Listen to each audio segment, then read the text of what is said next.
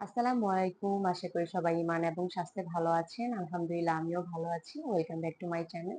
তো আজকে আপনার সাথে ৩ টা গুরুত্বপূর্ণ ব্যাপার শেয়ার করব, যেটা করলে অবশ্যই আমাদের পাকের রুমে, আমাদের ঘরে আল্লাহ তাআলার রহমত বরকত আসবে।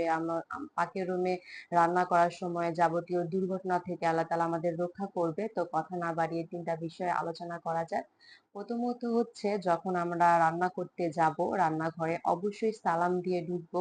আসসালামু আলাইকুম বলে রান্নাঘরে ঢুকবো। কারণ আমরা যখন বাইরে থেকে আসি কিংবা রান্না করতে ঢুকি, তখন যদি আমরা সেই জায়গাটা সালাম দিয়ে ঢুকি, ওইখান থেকে শয়তান যদি থাকে তাহলে শয়তান সরে যায় সালাম দেওয়ার কারণে।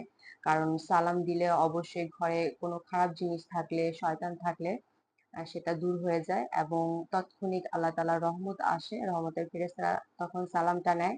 তাই অবশ্যই পাকের রুমে ঢুকার সময় আমরা সালাম দিয়ে ঢুকবো। দ্বিতীয়ত, আমরা রান্না করতে যখন যাব প্রত্যেকটা কাজে আমরা বিসমিল্লাহ বলে শুরু করব। চাল ডাল ধোয়া থেকে আরম্ভ করে সবজি ধোয়া, তারপর রান্না শুরু করা, তারপর রান্না শেষ করে সবকিছু ঢেকে রাখা বিসমিল্লাহ বলে। মানে প্রত্যেকটা কাজ আমরা যদি বিসমিল্লাহ বলে শুরু করি তাহলে কিন্তু সেই কাজটায় আল্লাহ তাআলার অশেষ রহমত এসে পড়বে। তাই অবশ্যই আমরা বিসমিল্লাহ বলে রান্নাঘরের প্রত্যেকটা কাজ শুরু করব। তৃতীয়ত হচ্ছে, আমরা যখন রান্না করব তখন অবশ্যই দুরূদ পাঠ করব।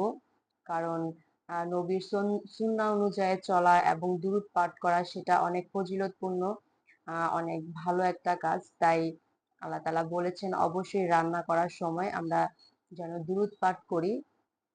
আমরা বড় দুরূদটা না পড়তে পারলেও আমরা ছোট দুরূদটা পড়তে পারি, যেমন সাল্লাল্লাহু আলাইহি সাল্লাম, সাল্লাল্লাহু আলাইহি সাল্লাম। আমরা যতক্ষণ রান্না করব আমরা মনে মনে যদি এই দুরূদটা পাঠ করি, তাহলে কিন্তু আল্লাহ তাআলা আমাদের সেই রান্নাঘরের থেকে বিপদ আপদ বালা মুসিবত দূর করে দিবে। অনেক সময় দেখা যায় যে আমরা রান্না করি, অনেক রকমের দুর্ঘটনা হয়।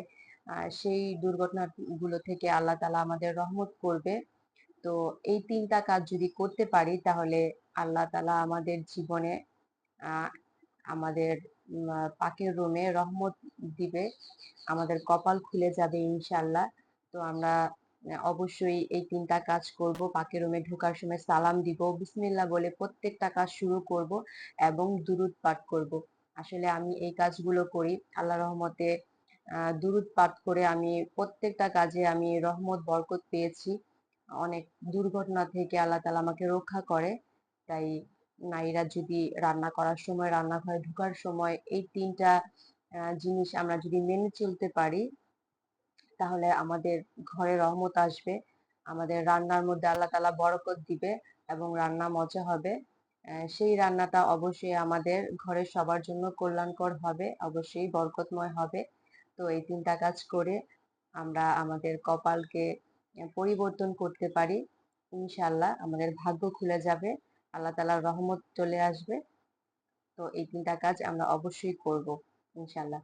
তো আপনারা সবাই ভালো থাকবেন। আজকের মতো এই পর্যন্তই।